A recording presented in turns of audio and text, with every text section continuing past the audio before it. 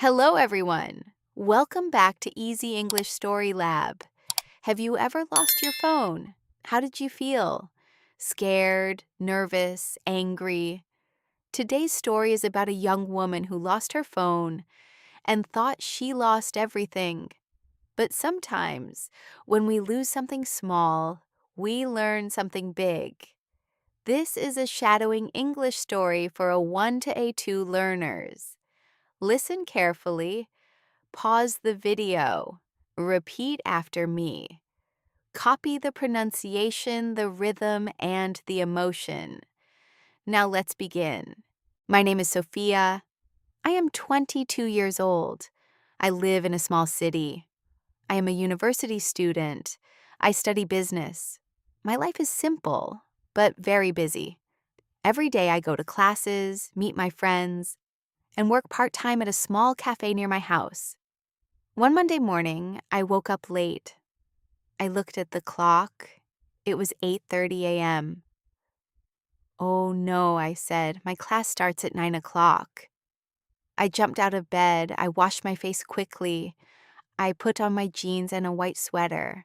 I did not eat breakfast. I did not check anything. I just took my bag and ran out of the house. Usually, I always check my phone before I leave. I check messages, I check the time, I check the bus schedule. But that morning, I forgot. I ran to the bus stop. The bus arrived quickly. I got on the bus and sat near the window. I was breathing fast. Okay, I thought, everything is fine. Here, after 20 minutes, I arrived at the university. I walked fast to my classroom. I sat down. The teacher started talking about marketing strategies. I opened my notebook and started writing. Everything was normal. After class, I wanted to check my phone. I wanted to see if my friend Anna sent me a message. I opened my bag. I looked inside. Books, pen, wallet, makeup bag, but no phone. I stopped moving. Maybe it was in my jacket pocket. I checked my pocket. Nothing. I felt cold. No, no, no, I whispered. I looked inside my bag again. I moved everything. I checked every small pocket. I even checked my notebook, but my phone was not there. My heart started beating very fast. "Where is my phone?" I said quietly. I tried to remember the morning. Did I leave it at home? Did I drop it on the bus? Did someone take it? I felt nervous. My phone was very important. It had my photos, my contacts, my bank app, my notes. Everything was inside my phone. Without it, I felt lost. I asked my friend Anna, "Can I use your phone?" She looked at me. "What happened?" "I can't find my phone," I said. She gave me her phone. I called my number. We listened carefully. It rang. That was good. At least it was not turned off. But nobody answered. I called again. Ring, ring, ring. No answer. My hands were shaking. "Maybe it's at home," Anna said. "I don't think so," I answered. "I usually put it in my bag." After my second class, I decided to go back to the bus stop. Maybe I dropped it there. I walked slowly, looking at the ground. I checked near the benches. I looked near the trash bin. I asked the bus driver. "Excuse me," I said. "Did someone find a black phone?" The driver shook his head. "No, sorry." I felt worse. Maybe I dropped it on the bus. Maybe someone found it. Maybe they took it. I imagined a stranger looking at my photos, reading my messages, opening my apps. I felt scared. After that, I went back home. I walked into my room quickly. I checked my bed. Nothing. I checked my desk. Nothing. I checked the kitchen table. Nothing. My phone was not at home. That meant one thing. I lost it outside. I sat on my bed and closed my eyes. "How could I be so careless?" I said. I wanted to cry, but I took a deep breath. "Calm down," I told myself. "Think. Where did I go that morning?" "Home. Bus stop. Bus. University. That was all." Then I remembered something. When I got on the bus, I took my wallet out to pay. Maybe my phone fell out of my bag at that moment. Maybe it was still on the bus. I stood up quickly. I needed to act fast. I called my number again from Anna's phone. This time, someone answered. My heart almost stopped. Hello? A voice said. It was not my voice. It was not Anna's voice. It was a man's voice. My hands became cold. Hello, I said slowly. This is my phone. Who are you? There was a short silence. Then the man said, I think you left this phone on the bus. I closed my eyes. Thank God. But who was he? And would he give it back? My heart was beating fast. The man was still on the phone. I think you left this phone on the bus, he said again. For a second, I didn't know what to say. Yes, yes, I answered quickly. It's my phone. Thank you so much. Where are you? I am still on the bus, he said calmly. It is going to the last stop now. The last stop was far from my house. Oh, I said. Can you please wait for me? I can come there. There was a short silence. Then he said, Yes, I can wait, but please come fast. Thank you, I said again and again. He told me the name of the last bus stop. It was near a small park on the other side of the city. I looked at Anna. He found it, I said. It's on the bus. That's great, she said. Go get it. I took my bag and ran out of the university building. I did not want to waste even 1 minute. I checked the bus schedule. The next bus to that area would arrive in 10 minutes. Those 10 minutes felt like 1 hour. What if he changed his mind? What if he left? What if he turned off the phone? I felt nervous again. When the bus arrived, I got on quickly and sat down. I looked outside the window, but I did not see anything. My mind was full of thoughts. Who was this man? Was he young? Old? Was he kind? Was he honest? Maybe he was a student like me. Maybe he was a father. Maybe he was someone who just wanted to help. After 25 minutes, I finally arrived at the last stop. I got off the bus and looked around. There was a small park with green trees and a few benches. Some children were playing. An old woman was feeding birds. But I did not see anyone holding a phone. I felt scared again. I asked a young boy near the bus stop, Excuse me, did you see a man waiting here with a phone? He shook his head. I called my number again from Anna's phone. It rang. After a few seconds, the man answered. Hello? I'm here, I said quickly. I'm at the last stop near the park. Where are you? I'm sitting on a bench near a big tree, he said. I'm wearing a blue jacket. I looked around carefully. Then I saw him. He was sitting on a wooden bench under a tall tree. He looked about 30 years old. He had short dark hair and a blue jacket, just like he said. He was holding my phone in his hand. I walked slowly toward him. Excuse me, I said. Are you the one who found my phone? He looked up and smiled. Yes, he said. Are you Sofia? I was surprised. Yes, I answered. He laughed softly. Your name is on the screen. Oh, I forgot about that. Thank you so much, I said. I was very worried. He gave me the phone. Here you go, he said. I found it on the seat after you got off the bus. It was on silent. I looked at my phone carefully. It was really mine. The screen was not broken. Everything looked fine. I felt so relieved that I almost cried. I don't know how to thank you, I said. It's okay, he answered. Anyone would do the same. But I knew that was not true. Not everyone is honest. Not everyone waits for a stranger. Still, I said, you are very kind. He smiled again. My name is Daniel, he said. I'm Sofia, I answered. We stood there for a moment.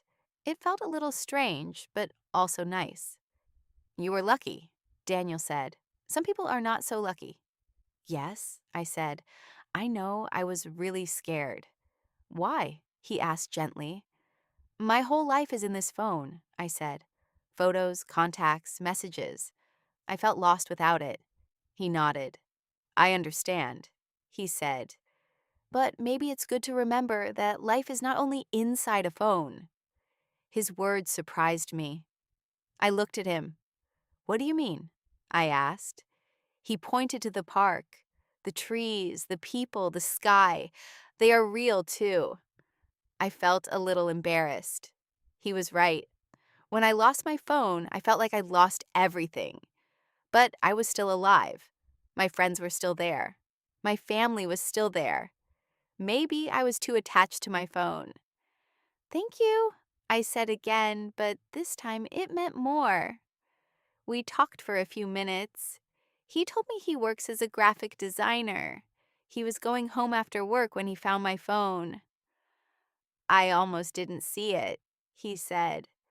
But something told me to check the seat again. I smiled. I'm glad you did. After that, I checked my phone quickly. Everything was there. Nothing was missing. I felt calm again. Can I ask you something? Daniel said. Yes? Next time, will you be more careful? I laughed. Yes, I promise. He stood up. I have to go now, he said. But I'm happy I could help. Me too, I answered. He started walking away. Then I said, Wait. He turned around. Can I buy you a coffee one day to say thank you? He smiled. Maybe, he said. But only if you don't lose your phone again. We both laughed. Then he left. I stood there for a moment, holding my phone tightly. That morning started with stress and fear. But now I felt something different. Maybe losing my phone was not just a problem. Maybe it was a lesson. And maybe it was the beginning of something new. I stood there in the park for a few minutes after Daniel left. The sun was starting to go down. The sky was light orange and pink. Children were still playing, but the park was getting quieter. I looked at my phone again. It was just a small black object. But a few hours ago, I felt like my world ended because of it. I walked slowly to the bus stop. This time, I was not in a hurry. I was thinking, why was I so scared? Yes, my phone is important. It has my photos, my messages, my apps. But when I lost it, I felt something deeper than fear. I felt alone. Without my phone, I could not call anyone. I could not check social media. I could not read messages. I felt disconnected from everyone. But today showed me something. I was not really alone. Anna helped me. The bus driver listened to me. And Daniel waited for me. People helped me, not my phone. When I arrived home, my mother was in the kitchen. You look tired, she said. I had a crazy day, I answered. I told her everything. I told her how I lost my phone, how I was scared, and how a stranger answered and gave it back. She smiled softly. You were lucky, she said. Yes, I agreed. Very lucky. But remember, she continued, there are still good people in the world.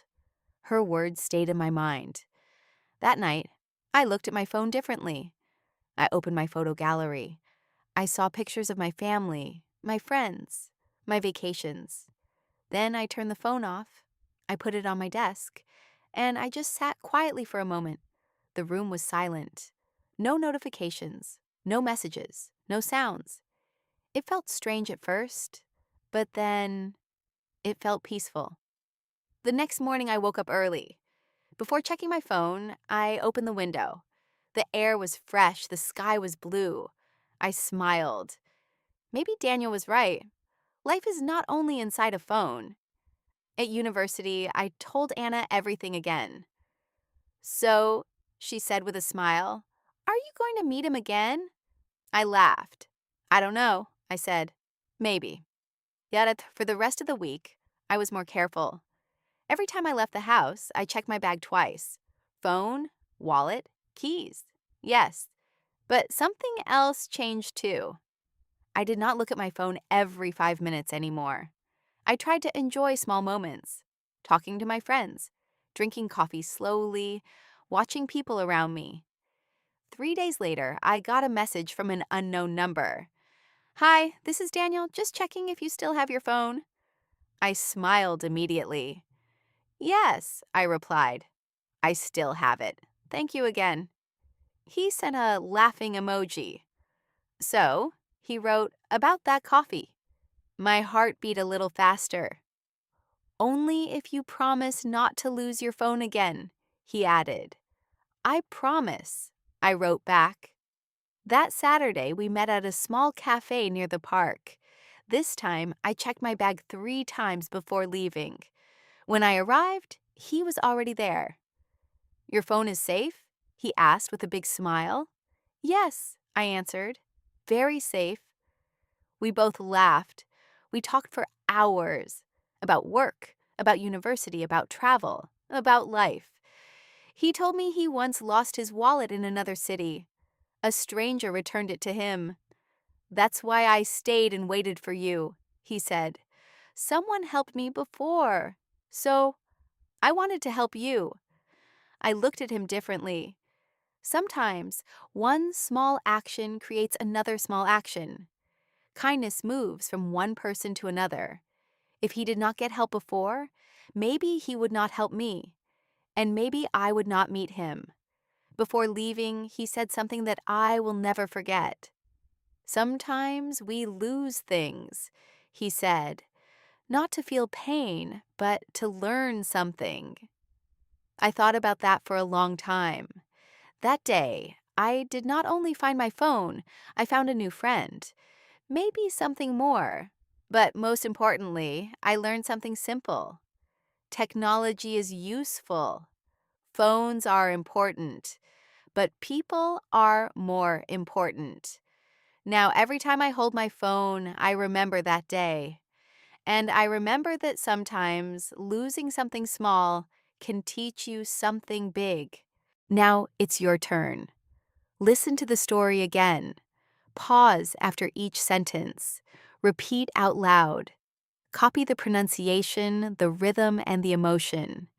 This is the shadowing technique. It helps you speak English more clearly and more confidently. If you enjoyed this story, please like the video, subscribe to Easy English StoryLab, and write a comment. Have you ever lost something important? What did you learn from it? Thank you for learning with me. See you in the next story.